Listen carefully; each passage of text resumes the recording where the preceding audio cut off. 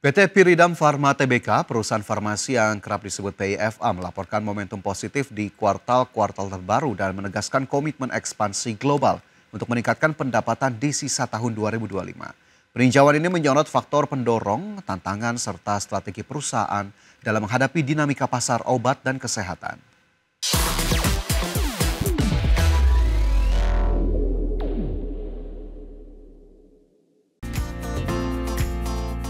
Pertumbuhan pendapatan Pyridam Pharma didorong oleh konsolidasi operasional penuh serta integrasi strategis dengan probiotik Australia yang telah mulai beroperasi sejak November 2025. Langkah ini diharapkan meningkatkan utilitas pabrik utama dan memperluas jangkauan produk PFA di pasar regional. Analis menilai ekspansi ini bisa memperkuat lini produk serta efisiensi lini produksi, meski profitabilitas masih dipengaruhi biaya input dan volatilitas mata uang. Selain itu, PFA turut menegaskan fokus pada segmen kesehatan dan kecantikan melalui brand PFA Health dan PFA Beauty untuk memperluas pasar di Asia Pasifik. Rencana inovasi obat melalui R&D berbasis di dalam grup juga diharapkan menambah portofolio produk yang kompetitif. Namun dinamika harga bahan baku dan tekanan biaya operasional tetap menjadi tantangan utama bagi margin sepanjang sisa tahun. Dalam laporan keuangan terkait 2024 dan kuartalan 2025, Pyridam Pharma menunjukkan tren kenaikan pendapatan yang signifikan berkat ekspansi dan efisiensi, meski beban keuangan juga menunjukkan dinamika yang perlu diwaspadai.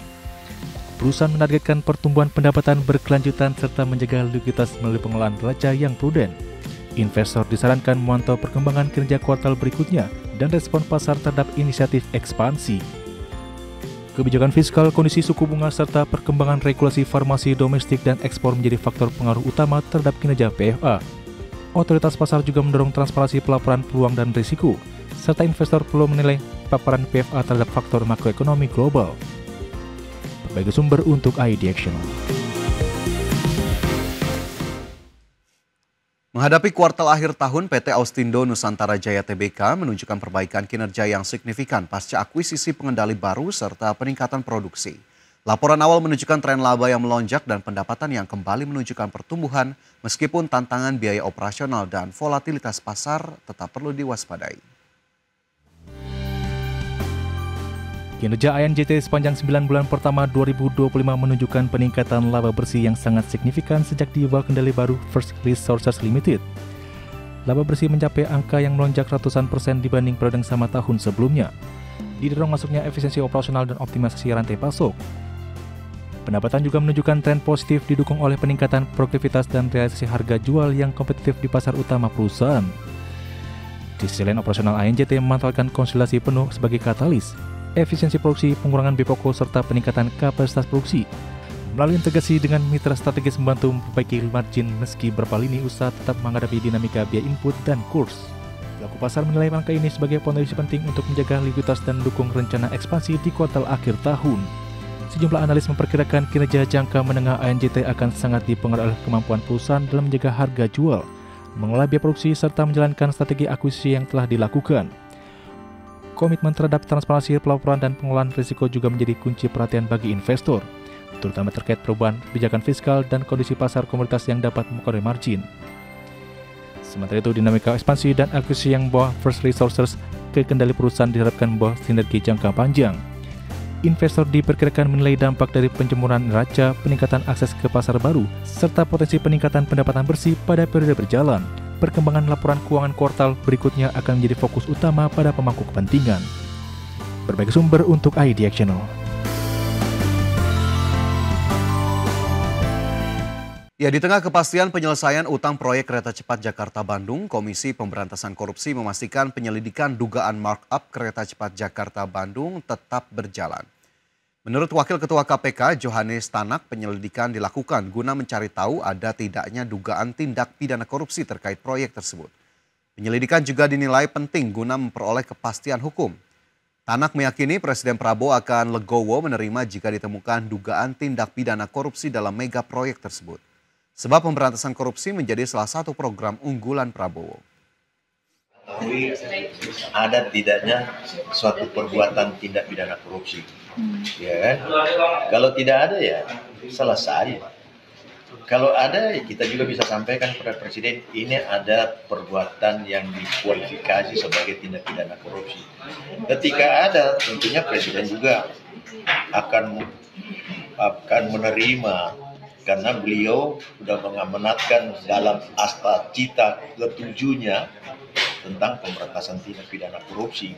Jadi kalau memang hasil penyelidikan memang terindikasi cukup bukti. Pemerintah terus mendorong percepatan pertumbuhan ekonomi melalui investasi dan hilirisasi industri. Pemerintah terus membahas langkah-langkah konkret agar proyek-proyek strategis tak sekedar jadi wacana. Menteri Investasi dan Hilirisasi Rosan Roslani mengungkapkan Presiden Prabowo Subianto memberikan sinyal kuat untuk mempercepat pelaksanaan 18 proyek hilirisasi strategis, terutama yang telah melewati tahap prastudi kelayakan. Rosan juga melaporkan tidak ada masalah pendanaan untuk 18 proyek hilirisasi strategis yang dicanangkan berjalan pada 2026 mendatang. Rosan menegaskan pendanaan proyek hilirisasi dalam kondisi kuat dengan dukungan investor dan perbankan luar negeri. Meski demikian, Rosan menjelaskan Danantara masih terus mengkaji seluruh aspek untuk masing-masing proyek hilirisasi.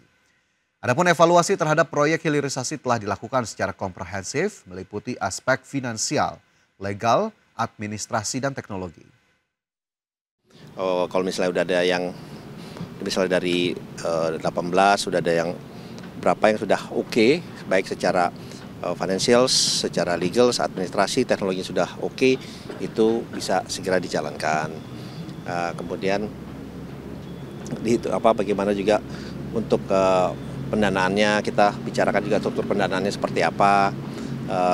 Kemudian peran Danantara itu seperti bagaimana.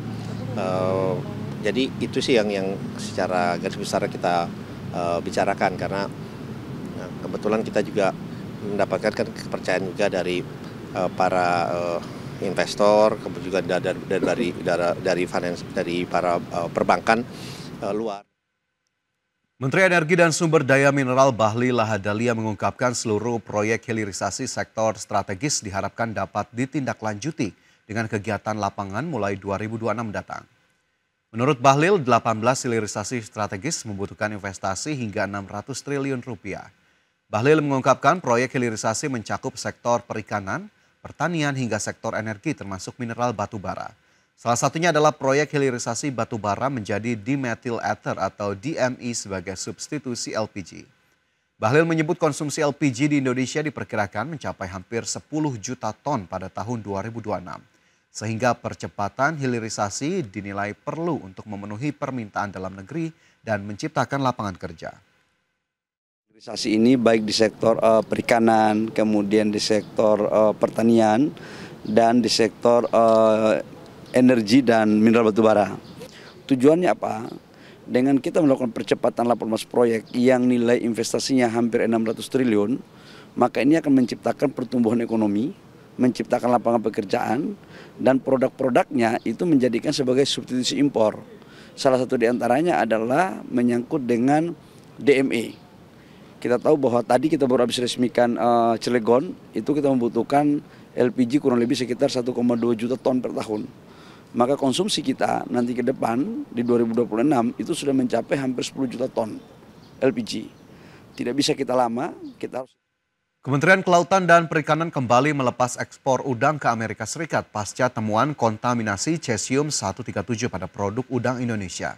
Produk udang sebanyak 7 kontainer senilai 20,37 miliar rupiah itu telah memenuhi prosedur dan persyaratan sesuai ketentuan Yellow List dari negeri Paman Sam. Kepala Badan Mutu Hasil Kelautan dan Perikanan KKP Ishartini menyebut ekspor udang ke Amerika Serikat kembali dibuka setelah sempat terhenti akibat adanya temuan kontaminasi cesium 137 pada produk udang Indonesia. Sebanyak 7 kontainer produk udang asal Indonesia dengan volume 106 ton senilai 1,22 juta dolar Amerika Serikat atau sekitar 20,37 miliar rupiah telah memenuhi prosedur dan persyaratan sesuai ketentuan Yellow List dari negeri Paman Sam tersebut. KKP akan terus mengekspor udang Indonesia yang telah memenuhi syarat ke Amerika Serikat yang berpotensi mencapai lebih dari 200 kontainer pada bulan November ini.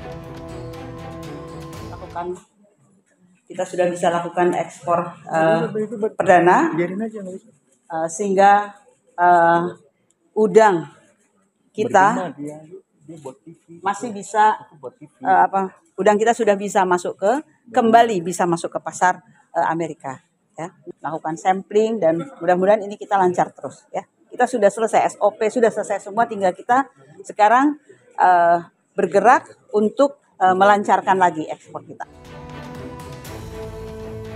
KKP optimis kedepannya produk udang Indonesia akan kembali memenuhi pasar Amerika Serikat. Pasalnya permintaan atas akan komoditas udang Indonesia di Amerika Serikat masih besar.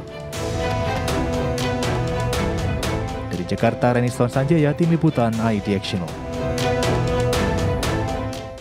PT Medela Potensia Tbk mencatat kinerja solid sepanjang 9 bulan pertama tahun 2025 dengan pertumbuhan laba bersih 2 digit di tengah kondisi pasar yang kompetitif. Strategi diversifikasi dan efisiensi operasional menjadi pendorong utama keberlanjutan pertumbuhan perseroan. PT Medela Potensia Tbk atau MDLA mencatat kinerja solid sepanjang 9 bulan pertama tahun 2025 dengan pertumbuhan laba bersih 2 digit di tengah kondisi pasar yang kompetitif. Hingga September 2025, MDLA membukukan pendapatan sebesar Rp11,1 triliun atau tumbuh 2,8% dibandingkan periode sama tahun sebelumnya. Sementara laba bersih naik signifikan 16,3% menjadi Rp294 miliar. Laba kotor juga meningkat 5,6% menjadi Rp1,07 triliun didukung optimalisasi portofolio produk serta kontribusi positif dari berbagai prinsipal strategis. Direktur Utama MDLA, Kristianto Panji, mengatakan hal ini mencerminkan efektivitas strategi diversifikasi bisnis dan integrasi lintas entitas anak yang dijalankan secara berkelanjutan.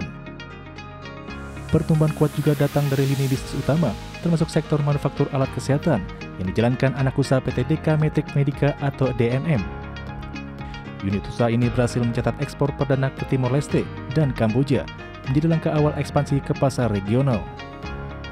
Pada pasar digital, platform GPOS B2B mencatat pertumbuhan penjualan 10% dengan peningkatan cakupan distribusi 22%. Sementara GoPotik tumbuh 31% dalam pendapatan dan mencatat lonjakan pelanggan hingga 34%. Dalam segmen distribusi, anak usaha PT Anugrah Argon Medica atau AAM memperluas jaringan kemitraan dengan menambah 4 prinsipal baru di kategori consumer health dan alat kesehatan. Langkah ini memperkuat posisi AAM sebagai mitra distribusi utama bagi produsen farmasi dan alat kesehatan nasional maupun global. Di sisi lain, MDLA juga meraih sejumlah penghargaan ESG, termasuk predikat Top GRC 4-Star dan The Most Commit GRC Leader 2025. Menurut Kristianto, pencapaian ini menjadi bukti komitmen MDLA dalam membangun tata kelola yang kuat, tangguh, dan berorientasi pada keberlanjutan untuk mempertahankan momentum positif hingga akhir tahun. Berbagai sumber untuk IDXNO.